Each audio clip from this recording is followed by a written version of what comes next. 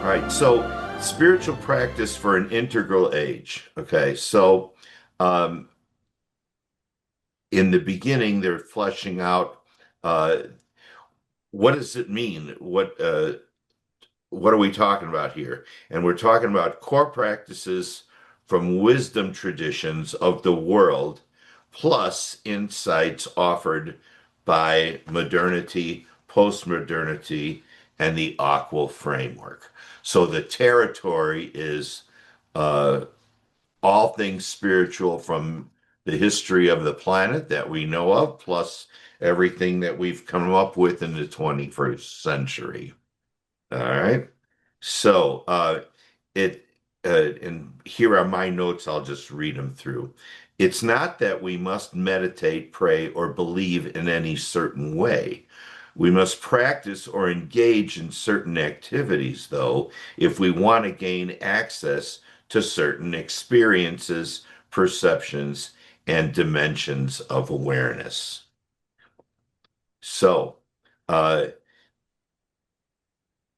this idea of integral in thinking about spirit is that it doesn't come out of nowhere here. So we've got these two areas, and he's itemized them. We draw upon the great spiritual traditions, find a few essential items that virtually all of the world's religions agree on, characteristics that regularly recur in our attempts to know God. There are spiritual patterns at work in the universe wherever human hearts and minds attempt to attune to the cosmos. And the standard issue human being is hardwired for spiritual realities. Okay, I would say that's a claim that is it's fundamental here. And I think while we might argue that, we certainly wouldn't be able to continue discussion without that as an axiom, is that we've got it in us. We're natural spiritual curiosity beings. It's part of us. So recognition of these spiritual patterns would be that is to say that the things that we notice are in all of the traditions that go through. Recognizing of these spiritual patterns would be the glimmering of an integral spirituality. The only thing it would subtract is the belief that one's own path is the only true path to divinity. Okay. So Enough. easy to say, so hard to do. Okay. All right. So they've got they listed six agreements here, and I thought these six agreements really kind of fleshed out the space that we're in. Okay, Uh, do you have the page number handy? I I I'm reading from my notes which Okay, I got sent it. out. Now, Jasmine, did I don't think I sent you anything. Okay, so um, I put your email in the chat, Yep. and Hmm. and then I will send it off to you. But you don't really need it at the moment here, Maybe it- because I'm kind of reading it off, and it's only it's condensed. So Okay, uh, and it's page 200 in the hard copy book. okay, great. Okay, thanks. All right, Thank you. so spirit exists. It is good, true, beautiful, and loving. So second is spirit exists out there and also in here. Third, we don't realize this spirit within because we're living to the extent we're living in separation. So far, so good. All right. There is a way out of this separated state, that's i.e., a path to liberation. And the fifth agreement is if we follow this path, the result is an awakening. And six, this marks the dissolution or transcendence of illusion and manifests itself in compassion. So far, this is a really great panorama that he's painting here. We've got all the room in the world, but now we know what we're talking about. It's not just some big fuzzy thing. He's got words for this. Okay. So Yeah. common This is masterful. This is where Wilbur shines, that he can pull such a diffuse mass and see the core underlying principles that are common to everything. This is his genius. well said. Mm. The common understandings of the ways people use the word spirit and spirituality is what he bullets out next. And this is another thing like you were just pointing to, Karen. Um, Common understandings of the way people use the word spirit and spirituality include the ultimate identity of all things, the conscious energy of life or life force, an all pervading caring presence, the source of all care, love, and inspiration. Another understanding is people have is an attitude or set of qualities, including kindness, compassion, and benevolence.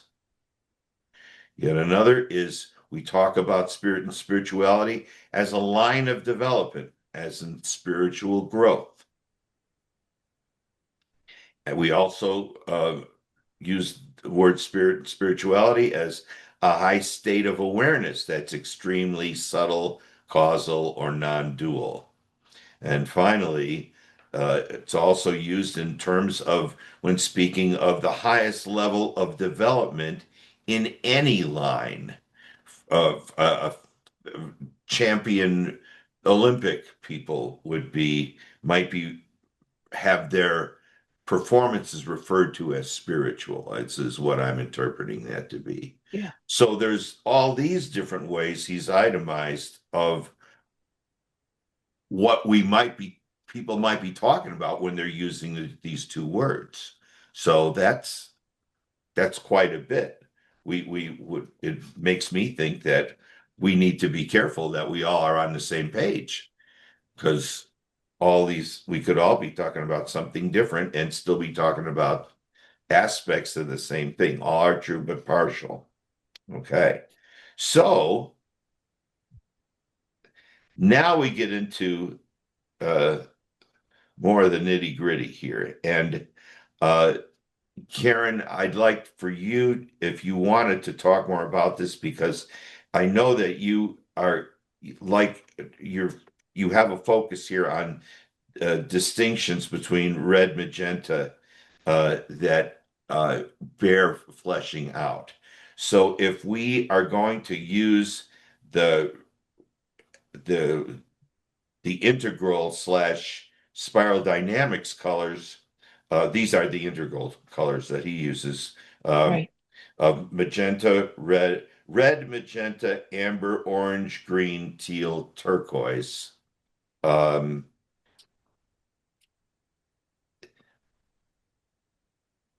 that's the Right. yeah. What do we mean by that? And so I'm going to let you Whoa.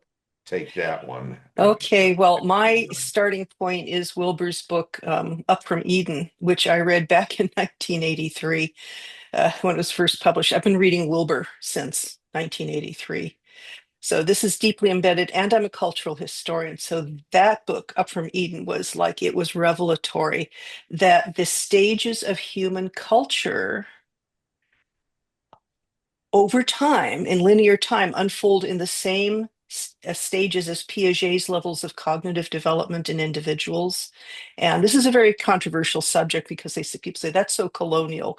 It like disenfranchises and denigrates the earlier stages. What about and this is an important point, and this gets there is that there's this. I think the key here is the center of gravity. That for a culture that is, say, at amber, this level amber, that's the pre-modern, the great dogmatic religious traditions, Christianity, Islam, Buddhism, where there's a formulation, there's writing, so people are formulating their ideas in words and in scripture.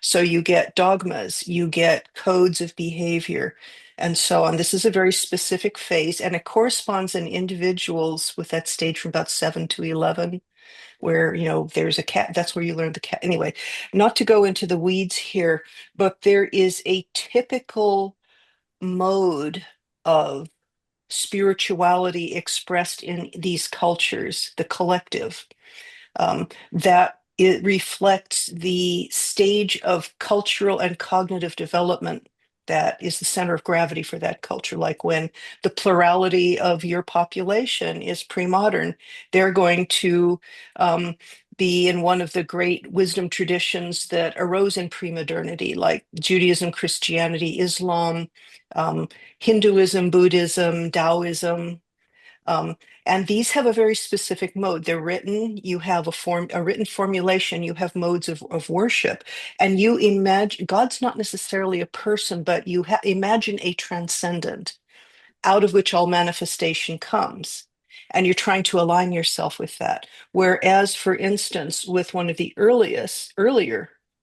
one of the earlier arising phases, let's say he collapses magenta and red, which are really two different ones, but say at a magenta level, that's the level of pantheons of gods and goddesses. That historically precedes Christianity, Islam, Buddhism, which insists on one God or just one trinity, one absolute transcendence. Before that, we collectively believed in a plurality of gods and goddesses. And at that point, what made the most sense to us as an expression of our innate spirituality was to see the forces of nature and our own innate capacities as something divine. Like, this is the age of Athena and Zeus and the Norse gods and so on. And you find this stage in all cultures if they've gotten that far.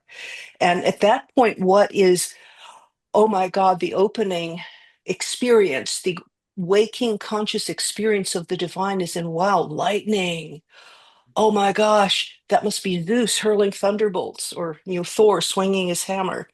And but the capacity to be an alpha male leader is like, you can keep order in your tribe. When a couple of people get out of hand and start causing mayhem, you can bash their heads together and tell them to behave. So you're the leader. You're the wise leader of your community. These are Zeus. These are the qualities of an alpha male leader who does a good job. These are innate human capacities, or the capacity to get up in the morning. And so I'm a blacksmith. I face a long day at the forge. Or I'm a weaver. I'm going to face a long day at the loom, and I don't want to, but I'm going to get up anyway. So I say a prayer, say to Athena, the goddess of techne, weaving. I'm going to say a prayer to Athena and ask her to give me strength to face the day. So it's a combination of our innate capacities that we are able to call on deliberately, intentionally. Because at earlier stages, it's like the mood we're in, we need the shaman to drum a drum and get us up to um, get in the mood to go out and plant all day. But now so I'm getting into the weeds with this because the specific form of spirituality in each of these stages has a common deep structure to all of them that corresponds to our own individual development. This gets into the weeds with Wilbur. Up from Eden is where he put this together. But so this is what the collective, the form of the collective expression of spirituality, the rituals, the traditions, the dogmas. There's certain deep structures that are uniform around the globe for every culture that has reached that has evolved up to that particular phase. So the surface can vary considerably. Like Christianity insists there's one God but three persons. Islam says no, one only, and Buddhism says there is no such thing as God. But they're all talking about a transcendence that originates all manifestation, right? There's certain deep structures at every one of these levels, at each one of these stages, that are consistent around the world wherever we find that level of civilization. There is a form of religion and spirituality that is that is expressible in that stage. Now, this is collective. These are the religions. These are group things. Individuals can experience any one of the states at any time. So somebody at Amber who has gone to Catholic, who's gone to catechism and totally is believing, can have very high states, up into second and third tier. But then, and this is one of Wilber's genius, they will, unless they're very free thinking, they will experience and express them. It's like the prism of their personality, the light that, say, using metaphors here, the light of this transcendent high third tier experience is refracted through the prism of their personality, and they will experience it in the form of whatever they've been taught. That's most people. Now, some people are more free thinkers, but the average, most people are going to experience whatever state they experience. It will refract through the prism of their personality into the form of their community's religion. And so you have an experience of high subtle luminosity. A Christian will experience that as a saint or the Blessed Mother or even Christ. A Hindu may experience that as Krishna or Vishnu, and so on and so on. So these, yes, so the world, gosh, I'm not sure. So what are the point you're driving for, Larry? I could go into the weeds endlessly here. Is this doing what you wanted me to do? Well, I may, at this stage of the game, what I want to make sure that we do is flesh out the difference between red, magenta, and amber, specifically red and Ah, magenta, yeah, because because you Wilbur mentioned collapses that. them. Right. And he And you also say, collapses teal and turquoise for convenience. And it's not a problem here. There are other places where I think it's problematic because they are two very distinct stages. Magenta is shamanism. It's the indigenous peoples. There are many of whom still exist in their indigenous tribal. And to them, they're much more psychically open generally if they haven't been influenced by modern civilization. They have not yet really consolidated a sense of self as a personality. They're psychically much more wide open, typically, in my understanding. So they experience spirit. They were never cut. They're still in it. They're still floating in it like a leaf being carried by a stream. There's a spirit in every rock and bush and bend in the river. It's all spirit. It's spirit in me flowing through me, and they're very mutable. They can imagine themselves as, they'll put on dances, they'll be an eagle, or they'll be a lion, and you see the images of humans historically at the stage, they often be like a man with a lion's head, or some of the Egyptian gods, Bath, a human being with a cat head, or Thoth with a whatever that ibis, a Ibis. human, right? So it's like things are very mutable, and they don't really have a sense of self if they're really in that. It's a community. They're very much in the tribal kind of a group, almost a hive mind, but they're totally open to the And is this subtle, magenta? especially. This is magenta. This Right. is And it magenta. precedes This is red. tribal. This is tribal. This is shamanism. This is hunter gatherers. This is not yet agriculture. Once agriculture comes in, you have to think in terms of, oh, well, it changes. Agriculture changes everything, just like our computers and AI are changing everything now. Now you have a more stable sense of self and community because you're living in year-round communities, and you're still aware of spirits in nature, but now you're kind of at a higher level of abstraction in that you're seeing forces of nature like lightning. Oh my heavens. You start to see gods and goddesses, not in addition to nature spirits. The nature spirits, you don't stop perceiving them. But as we get into more year-round communities with larger and larger numbers of people, our psychic senses tend to blur because it's too much. It's like being in a room with 100 radios turned on to 100 different stations. So our psychic senses start to withdraw. We begin to have a sense of a separate self as ego. This is really the consolidation of ego. Okay. Um, but now I have capacities. I am a great warrior. I am, and so the god of the hunt, Diana, the god of the hunt. So we start our innate sense of the spirit of spiritual, our innate sense of spirituality naturally expresses itself in terms of our innate capacities and gods and goddesses who rule the forces of nature and correspond to our innate tendencies and capacities. And here's where we get the capacity to call up our own a capacity of mind.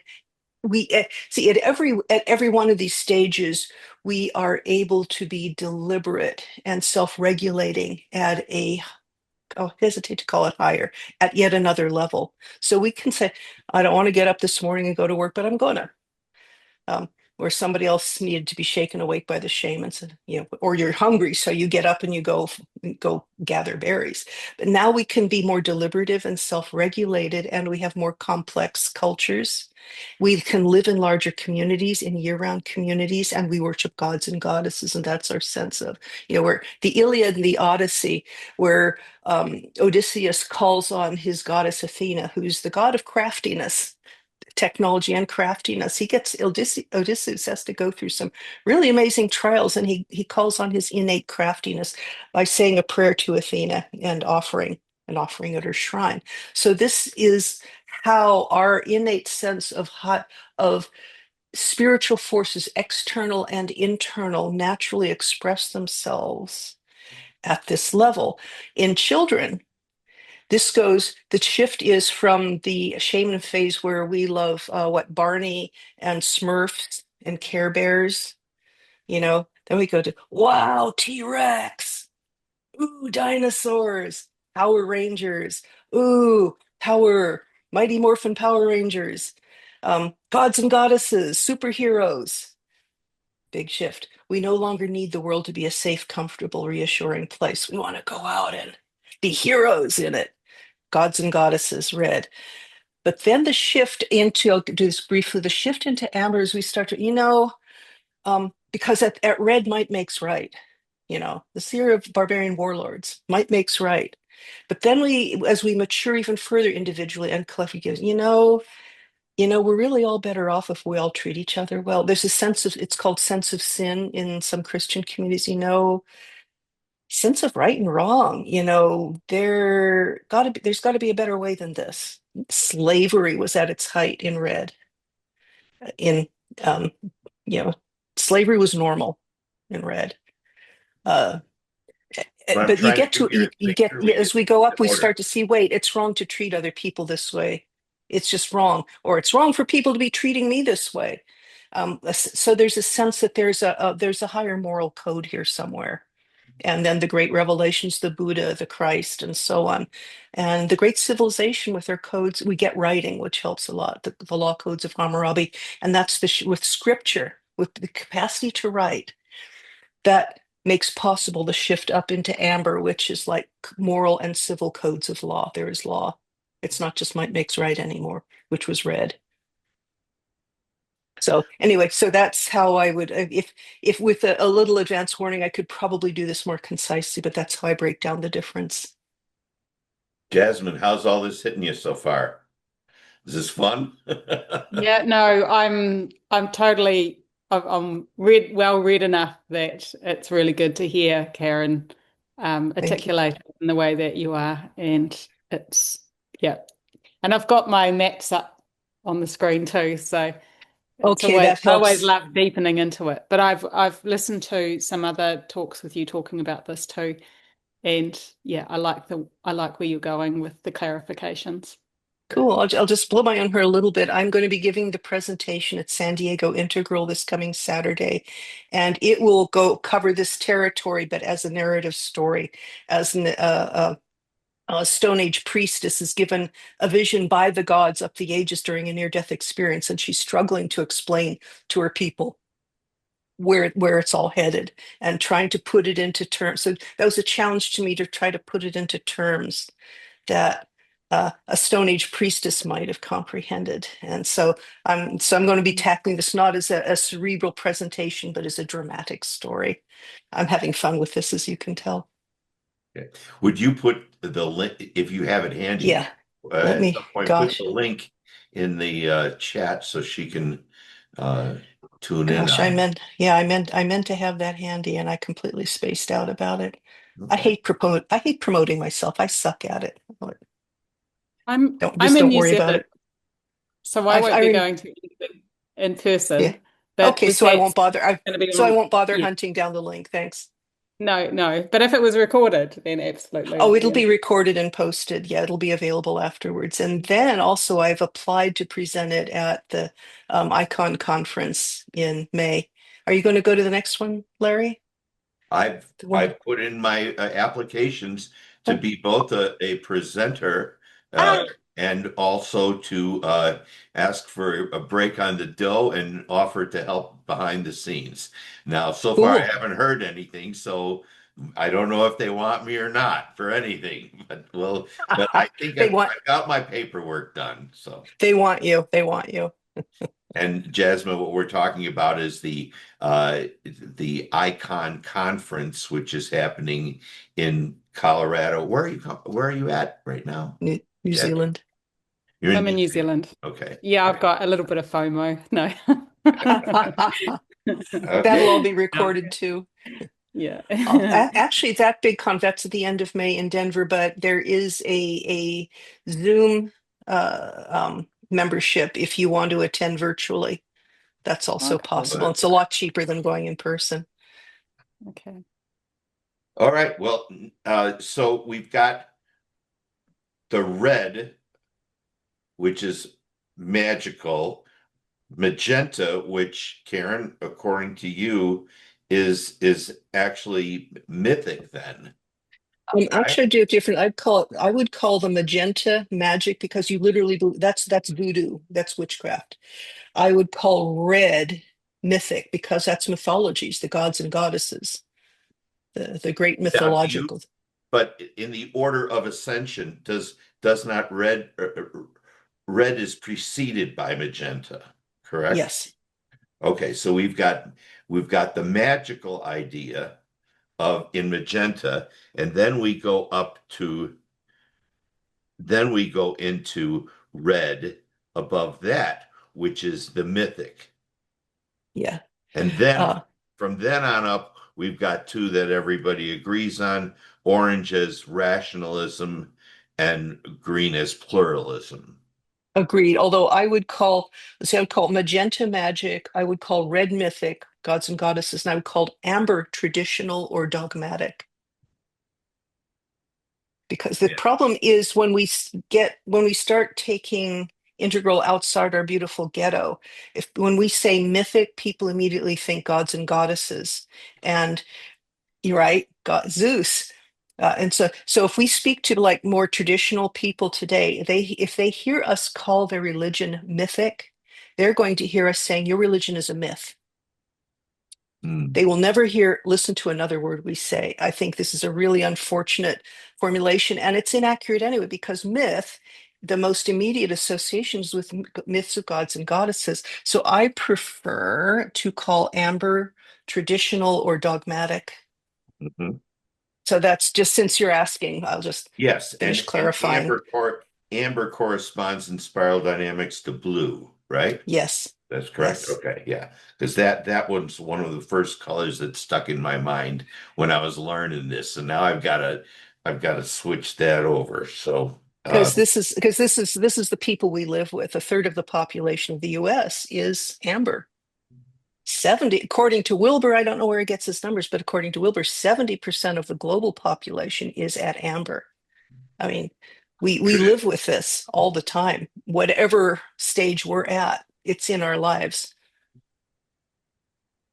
uh, okay, well let's go on to continue to make this panorama of this chapter here.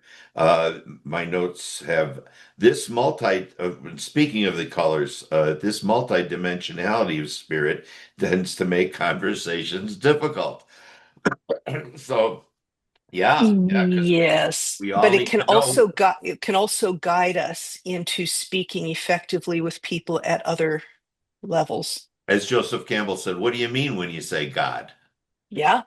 Okay, uh, so integral approach clarifies these confusions, and these clarifications can catalyze the experience of spirit itself. That's an interesting claim that by Ooh, thinking about this, we actually get in the soup of it. Okay, Yes. so the question then becomes, can you feel it? Oneness, love, grace, light, ecstasy, flow, synchronicity. The experiential aspect of what we're talking about. You know, I see the altar, I hear the organ, I smell the incense, and I'm transported. I feel the love. Okay. Uh, it says here, enlightenment is a happy accident. And what we want to get is accident prone. Yeah. Okay. Mm. So, and so if we are going to uh, talk about integral life practices and talk about what would practices be in this spirit module here that we're on, how are we going to build our spiritual muscle? And he breaks this down into three things. Meditation being in the first person, upper left quadrant. Prayer and communication in the second person, which happens in the second lower or the lower left quadrant. And then contemplation, which is an act that takes place in the upper right hand quadrant. It's an So we're talking meditation is me, prayer and communication is me and somebody else, or God, me and God, and Hmm. contemplation is truth, beauty, goodness, thinking about that or thinking about what is external to my consciousness. Resting in the boundlessness of the present awareness right now is the epitome of spiritual practice. That is to notice and allow what already is. And this kind of just is at first kind of stuck out to me like a sore thumb, but he, at the end of the chapter, he comes back to this statement. So resting in the boundlessness of present awareness right now is the epitome of spiritual practice. We might say it's where it's all headed. It's the place where the action is. Yes. And deliberately resting in present awareness for particular periods of time during the day has another name, and it's called meditation. I'll do it backwards. Meditation is deliberately resting in present awareness for particular periods of time. Nice definition. Okay. Yeah. Now it gets strange, and I think I need to pull the book here for this because there's a spot in here where there's an aha that happened to me. In this area called the three faces of spirit. So we're getting into now in these three things that happen: contemplation, uh, communion, uh, uh, or prayer, and meditation. And this is from page 214 to 220. Um,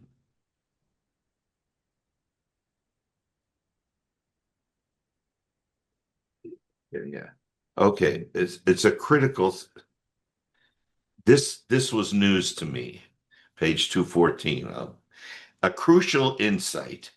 Having left the mythic God behind, many integral practitioners realized they had exclusively emphasized first person awakening and had left behind their whole second person relationship to spirit.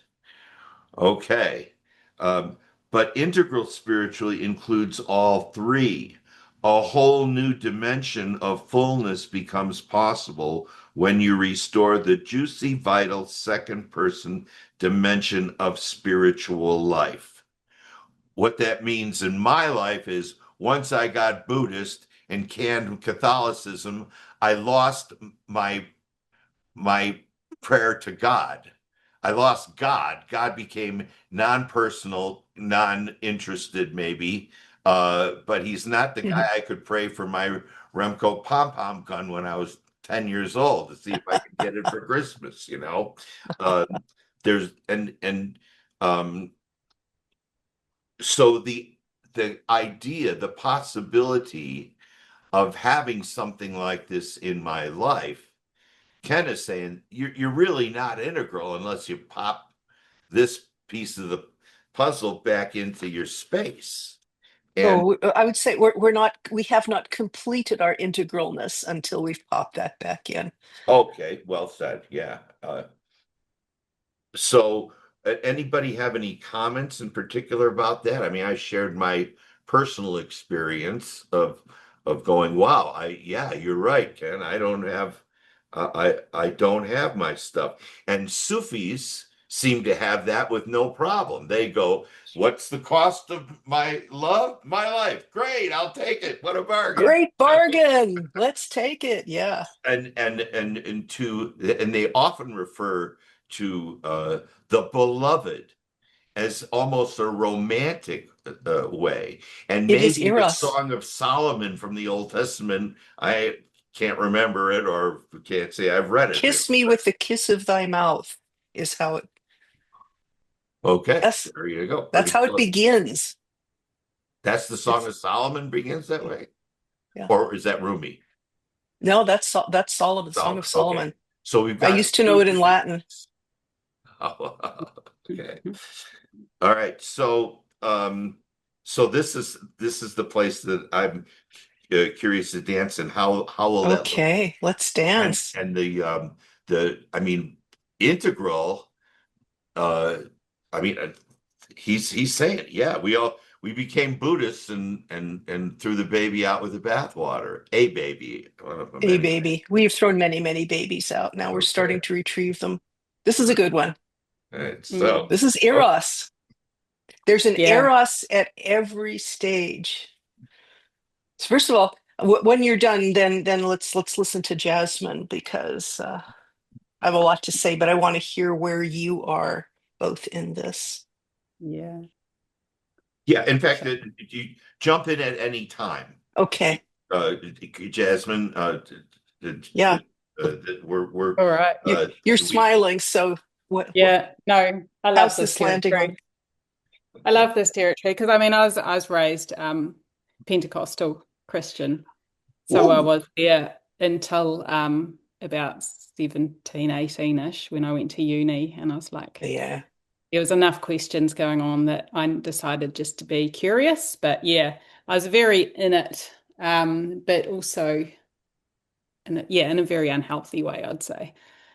So yeah, I just spent many years being curious. So I do understand the shift and the difference between praying for something and even saying grace for food. I mean, so I've been going through my own slowing down in nature. I call it meditations. And so I have definitely ditched one type of relationship and then come back into a whole new, deeper relationship. And I recognize the eros. And it's like there's this dance. And I love that you said, let's dance on this, because the word dance is very much, there's a masculine, feminine dance. There's a manifest, unmanifest dance, present moment, witnesser, you know, this beautiful flow.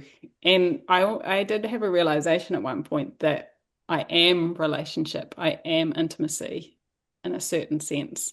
So throwing out that there definitely has to be a coming back to that in the Yes. journey.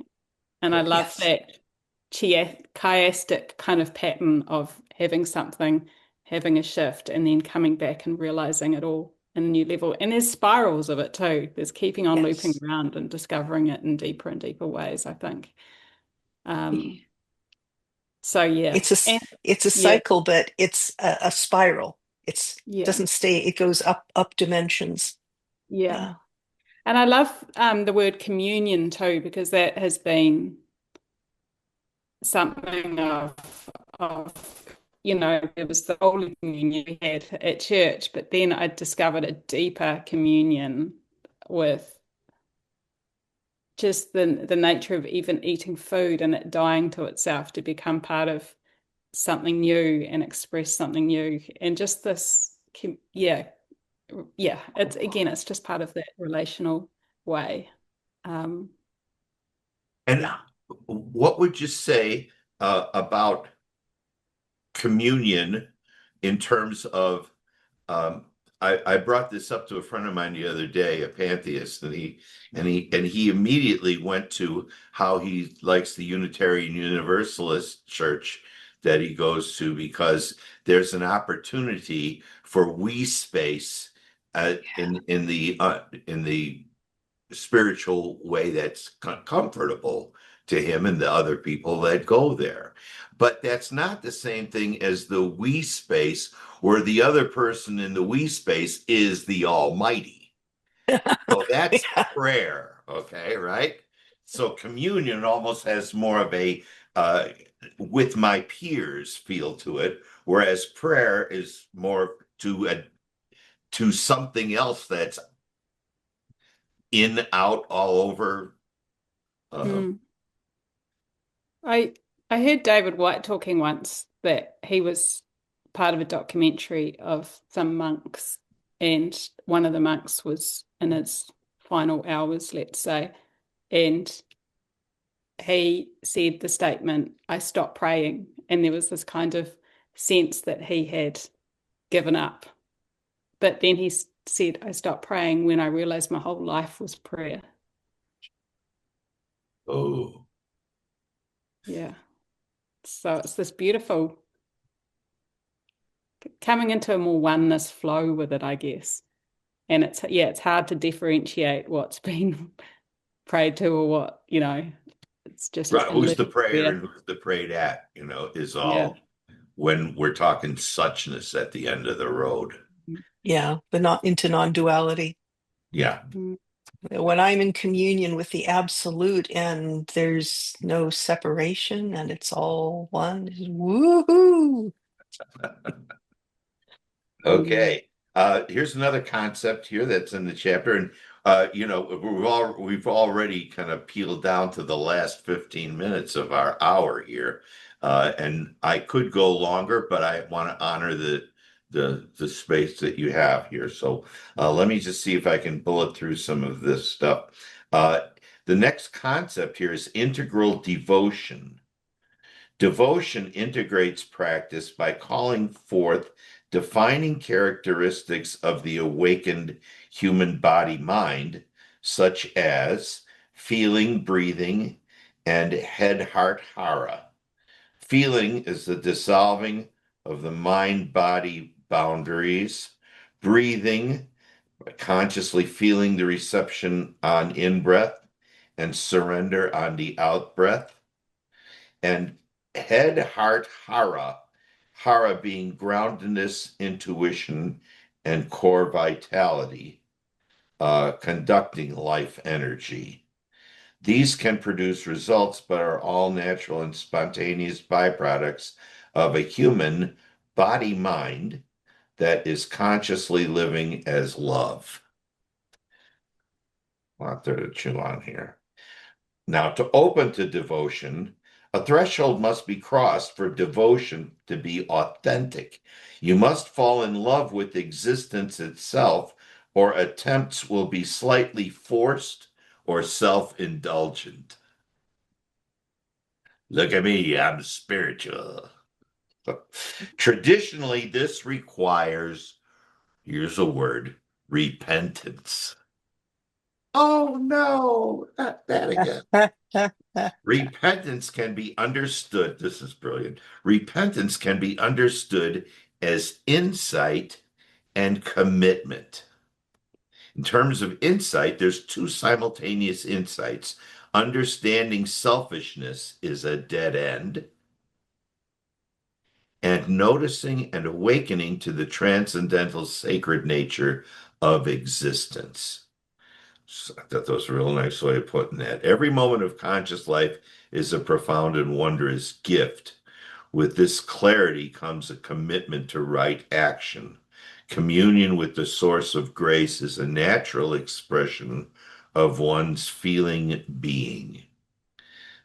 So, um,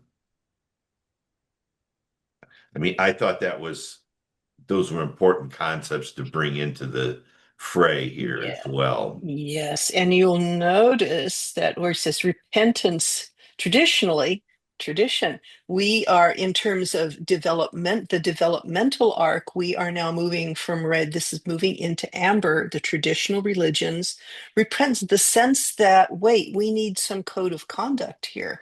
This is a natural expression of our innate deep spirituality that comes forth consciously and intentionally at this phase. That, wait a minute, repentance, you know what? Um, Selfishness is a dead end. Let's have a moral code, right? This becomes consolidated, outwardly expressed intentionally in the entire culture, in the entire religious tradition. This was innate all along, potential. Now it becomes actual and manifest.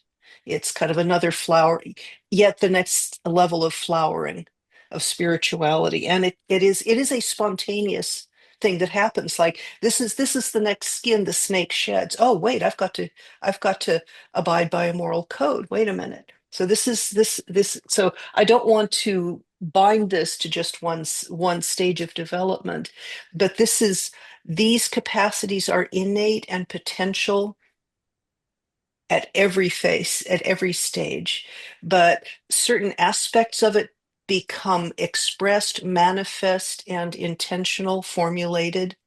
They tend to be at specific stages. And so the devotion becomes, we can actually consciously choose devotion. We may not feel it, but we can set the intention and we know how to work toward it as a discipline now. And then when it flowers, when the actual experience opens, it's um, it's like we've developed another set of another capacity, another capacity that we can call on at will. It's a whole new flower. I love this too. I had a lot of underlinings on this. Service occurs naturally with feelings of spontaneous transrational devotion. Now this opens up as a deliberate possibility. Well, not everybody embraces it right away. Selfishness can still flourish at this stage. But yeah, I had a lot of underlinings on this page too, Larry. Okay.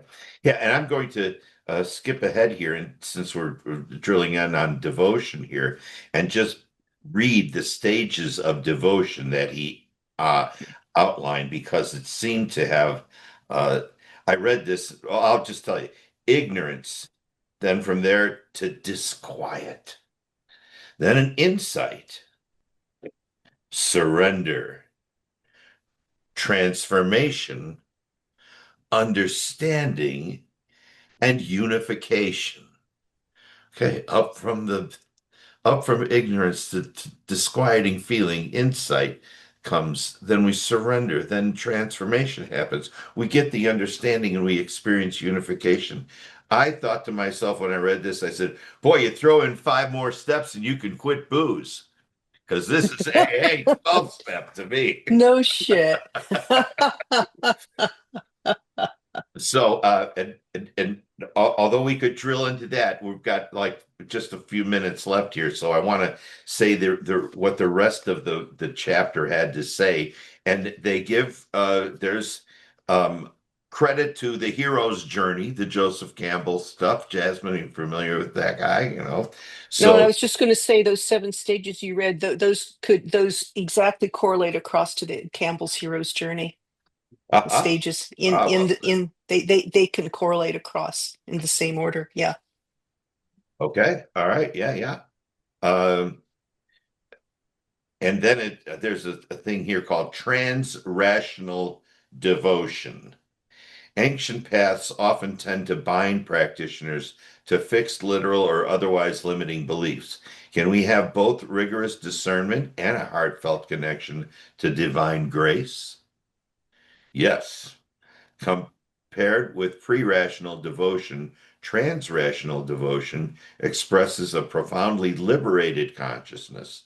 A defining characteristic of trans-rational devotion is the relaxation of metaphysical beliefs as a necessary ground for devotion. Okay. Yeah. So uh, I don't We have to can have let go of our wisdom. dogma, we can let go of our rigid dogmas now and Mhm. keep the devotion and keep the deep insights. Okay. Um, at this stage in the book, there's 9 pages of integral meditation practices, which Yeah. had no intention of going into, but a nice collection of stuff you can do to practice. And then there was a discussion of I amness, the famous line, before Abraham was, I am. And the one thing I wanted to tell somebody is my interpretation of in the Bible when Moses goes to the burning bush and and God says, I am that I am. I think the way it's said is I'm that I am. The one you're talking about. I'm that guy. Yeah, I am that entity that is there. So I amness is brought up, and then continues with more practices, 1 minute modules that we can do if you're pressed for time, but you want to do a little spiritual stuff and check off your box for having done a piece of quadrant for the day. There's all kinds of little exercises to do. And then he finishes off the whole chapter with this idea of the perfect practice, which was, it says some spiritual traditions that have a tremendous range, some spiritual traditions have a tremendous range of meditative practices, describe the very simplest and most radical of all spiritual practices as perfect. Sometimes such practices have been reserved for initiates. At their essence, they are all describing the same practice, the one which this discussion on meditation began. And it goes something like this. He says, no practice is necessary. You're already resting in the boundless, ever present suchness of your own awareness. So just rest, abandon effort. Just notice the boundless and eternal space of awareness in which everything is arising. Rest there, rest again. Don't worry if it only lasts for a short moment. Just rest again in spacious, empty, present awareness. And again, brief moments are just fine. Effort is unnecessary. Keep resting in awareness or notice that you're already resting in awareness until it becomes permanent and obvious at all times. And what becomes permanent and obvious? Nothing and everything. Just this is isness itself. Spirit, you, this, always, already, now. Yes. And that's why that monk had stopped praying. Yeah. Okay. Well, we won't have time to go into Stephen um, McIntosh's stuff and the reason and the I what I did was I um, scanned the pages um, that where Wilbur talks about what McIntosh is referencing. So that Okay. will happen in this. And Jasmine, I'll send this to you. It's a fun read. Uh, Yeah, Is thanks. that in that series that you yes, included in the email? Great, excellent. I can yeah. find So it we there. can because that was kind of a mind blower. And but I will say that what McIntosh says, just to give you a taste here, Wilbur's notion of God in the second person does not adequately express or connect with the spiritual experience of the personal love of the Creator that is the foundation of the theistic pole. We'll think about Mm, that. But yeah. this is the book that I got it out of, The Presence of the Infinite. Steve Okay. McIntosh is a guy from Boulder here, and he's a contributor to the consciousness. He's, I'm an observer of the discourse. He's a participant in it. Okay, so um, with that, any other final comments from either of you? Oh, thank you for doing this. This took me much deeper in the chapter than I got by myself. I'm very grateful because I have my practice. I know what I'm doing, and I kind of read Wilbur and go, yeah, yeah, I know that. But actually, no, this goes very deep. Mhm. And I'm kind of a beginner, so I always try to look for the big picture. And and Wilbur's your man. yeah, yeah. Mm. Yeah. Question. Um, is this the end of this series? Are you going to do the final chapters in this book or not? There are three more chapters, and um, I I don't I had not intended to go beyond doing the four modules. However, that leaves the question open. They wouldn't have wrote three more chapters if it wasn't important. So who am I to cut it off early? So at this stage of the game, I say I'm going to continue for the other three chapters, just so we all Yes. just so there's the data dump of my big picture and whoever else comes into the show, and then we'll have that for eternity. Excellent, excellent, excellent. Because I think that the next one is ethics. That's one I keep going back to. And the Oh, last okay. chapter, the second half of the last chapter, I keep going back to that over and over. They Now help I'm keep me going. inspired. Yeah. Okay. All righty. Well, I think we'll call this a wrap. And Jasmine, you have the links and everything. So we Okay. this will be happening on the second Tuesday of the month March. going Yes. forward. Wednesday mornings for me in New Zealand. Oh, okay. Yeah. Uh-oh. Yeah. And You're ahead also of us. I hear Yum in the future. I also hear that you have a Discord group, and so when you email me, um, Yes. And you put got my email three down Z's? and note that it's got three Z's, not two. Sometimes people do two. Um, Jazzzzing. yeah. Okay. And yeah, so include me in any of those things. I thought I was catching the very end of the series, so I'm very happy that we're going to keep going and I'll catch up. Never know, we might do another loop around again after that. So Oh yeah. Yes. yeah. Well, I'm hoping, Larry, that you have a good enough experience with this that you are willing to take this at first pass as raw material and construct a next round. And I will pitch Cosmos Cooperative, that's Marco Morelli's group. They are interested in offering courses to the larger integral and beyond integral community. So if you wanted to work this up into a more formal course that could be offered to more people, and they can even handle money pretty soon. They're setting up to have all of their internal finances and so on. So I see the potential for this as being something that you could, once you've got it formalized, you could obviously say once a year or something, and you'd have the materials set and you'd have a team that could help with the production. So I would like to pitch this. I would love to see this be something that you build on further, make more formal, so it's not so much work for you every time, but then you could offer it to larger and larger groups. I see a lot of potential here and a lot of value. Seductive idea. I I see will. it too. Okay.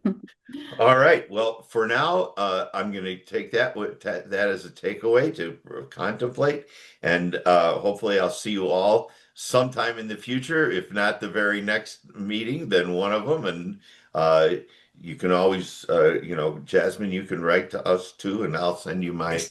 my thing. And all right, close up. Thank you all. Thanks. Th- See you next Thank time.